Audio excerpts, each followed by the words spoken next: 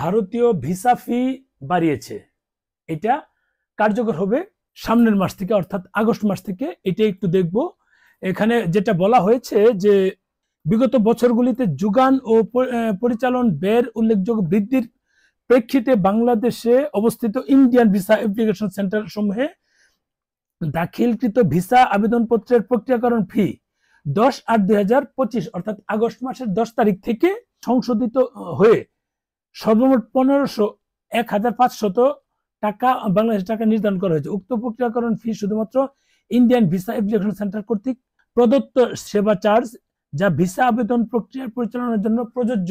উল্লেখযোগ্য, 2018 সালের পর এই প্রথম ভিসা প্রক্রিয়াকরণ ফি পুনর্বিন্যাস করা হয়েছে, যা সেবা ও পরিকাঠামোর মান বজায় রাখা ও উন্নয়ন নিশ্চিত করার জন্য অত্যাবশ্যকীয়। বর্তমান নীতিমালার আওতায় ভারত সরকার বাংলাদেশের নাগরিকদের নিকট থেকে কোনো ভিসা ফি গ্রহণ করে না এবং ভারতীয় ভিসা বাংলাদেশের সকল নাগরিকদের জন্য পূর্বের ন্যায় সম্পূর্ণ বিনামূল্যে প্রদান করা হচ্ছে।